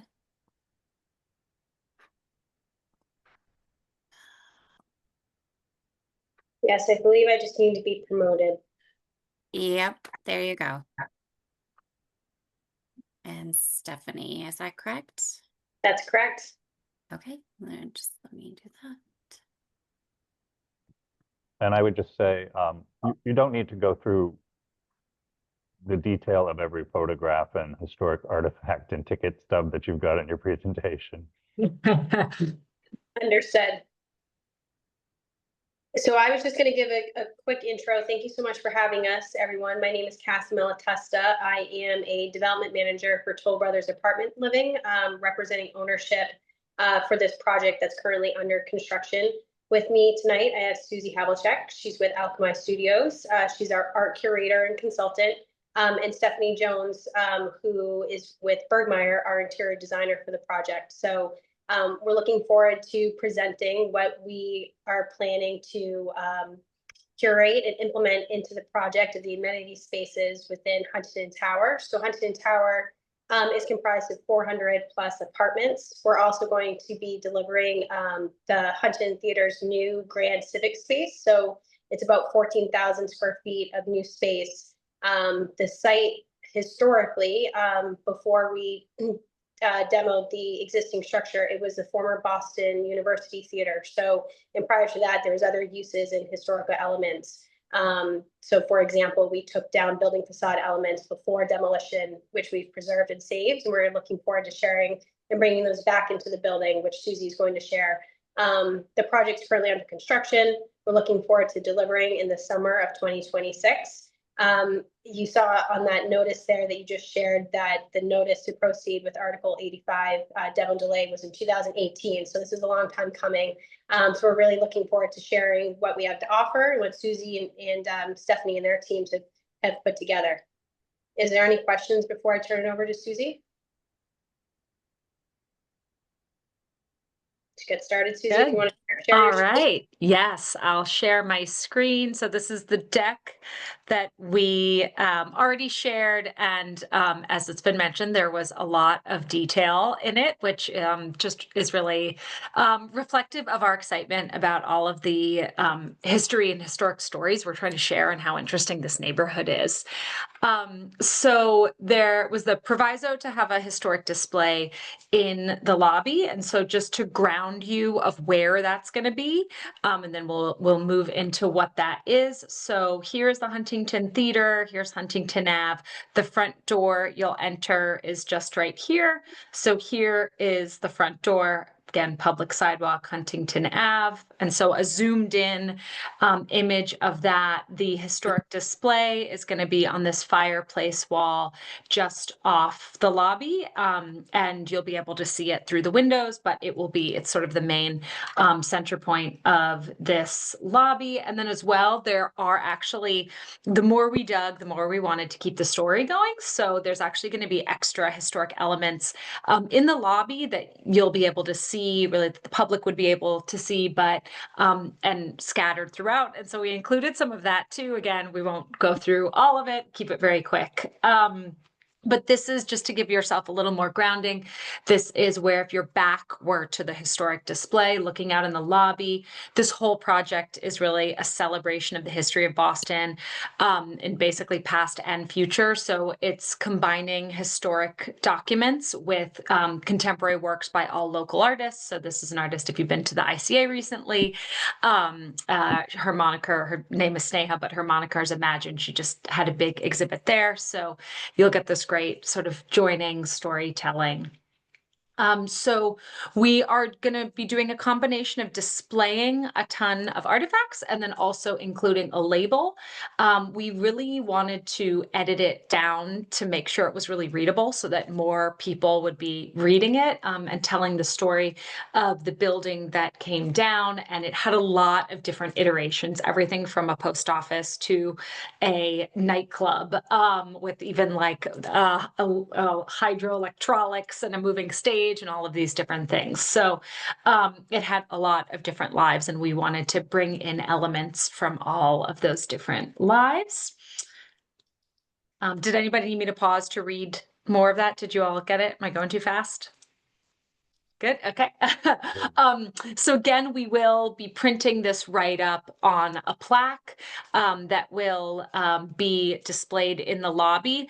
We haven't designated the exact spot because we were hoping to keep it a little bit flexible to locate it in a place for maximum readability. So we were thinking maybe on the wall next to the shelving, and I'll show you the shelving, or we could do it inset, but we really wanted to make sure that it's going to be in the most readable place. So that's even on site. I'll be working out what's the best spot where we'll get the most eyes on it.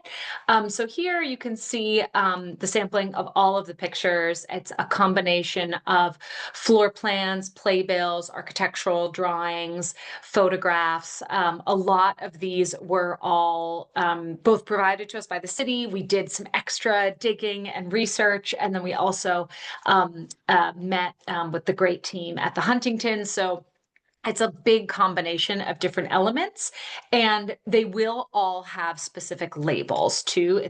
They would be rendered like so teeny tiny, but each image will have the dates and all of the different information throughout. So you'll see those. And then also the accessories, like you can see this lion. We wanted to really tie everything and tell that really cool story about the way in which Huntington Avenue has sort of always been this really buzzy part of Boston. 100 years ago, it was really exciting, and it was where you went to see shows and go to restaurants and do all these incredible things. And it's still that today, which is really the story that we wanted to tell for the whole project. So we're doing more. And so we kind of, again, I don't want to take too much of your time, but just to even give you background of how we're taking it further. So it's really this toasting of the past and celebrating of the future. So some of these amazing building facade elements were taken down. We're having them cast by Bob Schur at Skylight Studios, who's a really kind of master caster in Boston, but so that we can rehang them and display them in the space.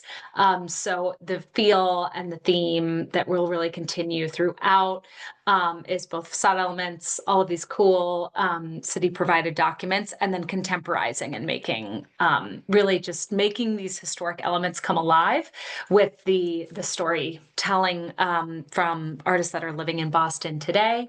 So the shield that is one of those building facade elements, so that will be on this desk. And again, we're doing a cast just because the weight is really extensive. So this way we actually can hang it. So this is one element that we're reusing. The architectural drawings for the building are going to be inset in the ceiling in lit up. They're basically the equivalent of a light box in the ceiling. So when you go into this sort of jewel tone elevator, you're going to see these cool architectural documents.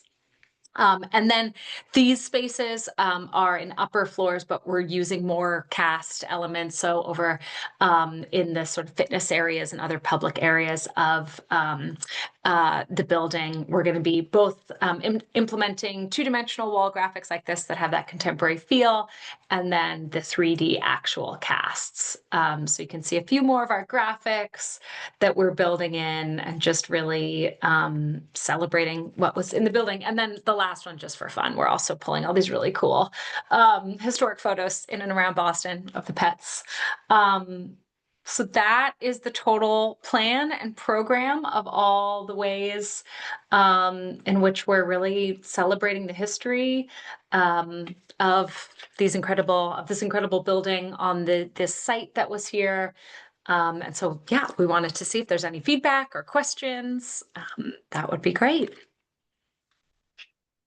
Thanks. And it looks great. I would like to open the floor to commissioners for comments or questions. And it's not really a design review item. It's just demonstration that they're complying, but I'm sure they'd be happy to hear any comments we have. This is just fun. Thanks. Keep going. Thank you. I'm so glad you said that, because we're having a lot of fun in this process too. It's awesome.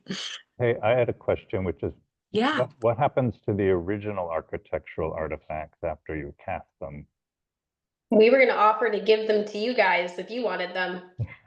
I don't think we have that capacity. No, the lightest one I believe is about 250 pounds. So we are open to any ideas and feedback of what to do with them. So we won't do anything with them until we get some feedback. But yeah, it's going to be a challenge to move them. So once we move them, we hope they find a happy home. Mm-hmm. The bigger ones, I think, were around 1,000 pounds. So it's like the littlest one is 200, but most of them are around 1,000 pounds, which is why we wanted to try to hang the originals, but heavy. On other projects where this has been an issue, sometimes maybe not with things that are as heavy as all this, but doors or something, we've asked that they be sort of crated, labeled with a photograph and stored on site, so that they don't get lost somewhere. Yeah, maybe we come up with some ideas, Susie, and an email to Jennifer or Joe when we come up with some ideas. Definitely. Commissioner Orlando, your hand is up. Yeah, I just had a quick question. Could you go back to the slide where you're putting something in the ceiling? Oh, yeah. I'm just interested. If you could just, so is this being like painted on there? What is? It's printed and backlit. And so it's actually going to be printed on a fabric, and the backlighting will show through, and then it's kind of wrapped in a frame. But it's an application that's actually most commonly seen in retail environments. So it's like clothing stores and things. They do these where they can do really huge, almost illuminated images. That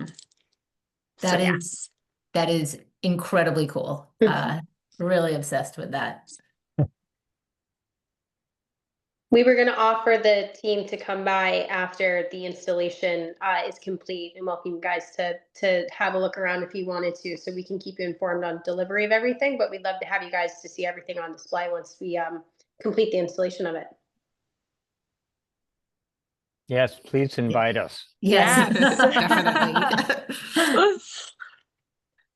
Allison Pulteness, do you have a comment or question? I know I've only opened it to commissioners. Allison is a member of the public or the press. Happy to hear from you.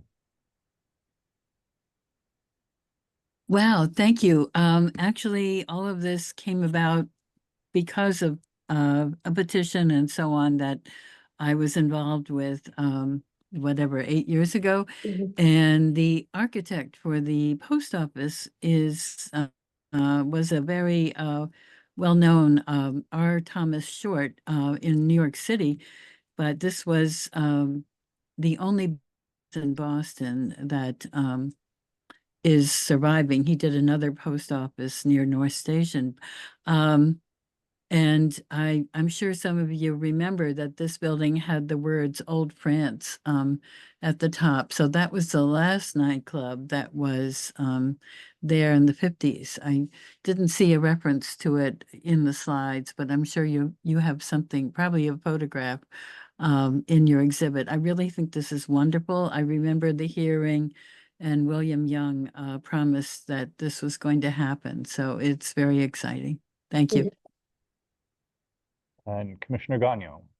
Yeah, I just want to say this is great and fun, and I think it's going to be really engaging to the public. But also, I appreciated that you're incorporating like actual items or casts of them sort of intact, but then also the new commissions of artworks and collages that pull things together in a totally new way, because we need to commission more art. So I appreciate that you've done that with this. So thank you very much. Yeah, the interior design and the brand very much celebrates the arts as a part of the whole community. And so this was a wonderful opportunity to really incorporate it into the larger program. And Susie's done a wonderful job collaborating on that. So excited to share it with all of you. This is John Freeman. If somebody saw something here and said, I'd like to follow up on that image, is there any way to do that? A web page or a handout or, Yeah, probably the easiest way is to email me. No, I mean like 2 years, 3 years from now. Oh, Like oh, look, that dancer looks like my father. in terms of what we could, like in terms of where we found the photos or where they were listed, we can put together a document to share that. Definitely. Seems like a great idea. I think we've even talked about maybe making like a little coffee table book or something else with more information in the lobby too. So the group will definitely brainstorm on that and have fun with it. I think that'd be a great idea. I can't tell me the city archive, right? Weren't you up at City Hall at one point? I was not, but a lot of them are digital. So many of them, I mean, it's an incredible, so much of the city's works are all digitally available. So yeah. I would add too that we frequently work with Susie and Cassie to educate the on-site team so that as they're touring residents or future residents, they're able to at least preliminarily answer some of those questions or help point people in the right direction. So again, we'll make sure that there's some education offered to the folks who are going to be here every day so that they're able to share as much as they can. that sounds good. Thank you. Allison, is your hand up again or just still up from before? Yes, I'm sorry. I forgot to mention one thought for where the original artifacts could be stored is the underground parking garage in the building. I remember, I think it's going to be several levels, so possibly there's a floor that won't have water moisture issues there. The other thought for the archives and thinking in the future, the Huntington Theater is not a city landmark yet. So at some point, a study report for the theater could also be involved with some of this history. Thank you.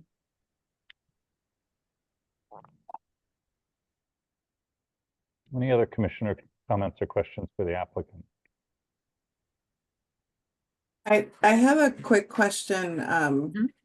Is this area open to the public, like this display, or how will that work? It's not open to the public. It'll be open to residents, guests. That being said, at any moment that you wanted to come by, we'd love to have you. So the displays in the front lobby will be visual from the streetscape. So when you're walking by, you'll see the recasted emblem at the front desk. You'll see a lot of the local art. So a lot of it will be visual from the outside perspective, but being inside the lobby would be more of an invitation by a resident who's living in the building. Okay, because I was thinking, and a little bit related to John's earlier question, but it could be cool to put like a QR code, you know, and to link to more information. And if you did that, you could also make it multilingual, you know, and accessible in different ways. Like you could have an audio description or things like that. Just might be a fun, you know, feature even for residents. Yeah, no, I think that's a great idea. In the past, what we've also done is on the section of the website for leasing, there's been a section for paying tribute to the art. So we might consider that as well. But that's a great idea, the QR code. I love that. In that vein, hi, this is John. In that vein, maybe the QR code could also be mounted on the outside of the building with a note for, you know, people interested in the history. That they could check the QR code, especially since the general public can't access the lobby except by invitation. Yeah. And that actually ties to Jeffrey's point as well, as there's really going to be a robust collection of contemporary art. I think Toll has been an amazing partner in wanting to support the contemporary art scene in Boston as well. So there's probably at least about 20 other locations of all original artists and all local artists, and also a very diverse group of artists. So that was a really big platform. So I love the idea of doing a QR code that highlights the history and then also the contemporary artwork and how they all flow into each other. I think that's wonderful. Yeah, agreed. All right, if there are no further comments, the chair would recognize Elizabeth Sherva for staff updates. Thanks, Brad. Just wanted to provide an update on the common ramp project that you've seen in advisory review. Just wanted to give you all an update that our staff has been working closely with Parks and their designer to advance the design given the direction that you have given them. Also, they've met with the MBTA to receive feedback on what's needed since the red line does run under a portion of the proposed ramp to make sure we're not putting too much load or have any stormwater concerns. So we will keep you posted, and once they have those calculations done and everything seems to be moving in the right direction, they will come back for design review and to fine tune some of the details. The next BLC hearing will be February 10th at 6 p.m. And I also wanted to remind you that the Commissioner Appreciation Celebration event is Thursday, February 12th. You should have all received an invite through Eventbrite. If you haven't, please let me know or check your spam folder. But please RSVP either way. We'd love to see you there and celebrate our commissioners. And if you have any other questions, just let me know. And that's all I have for you tonight. Thanks. Just a general opportunity for commissioners to express anything they need to express in a public meeting.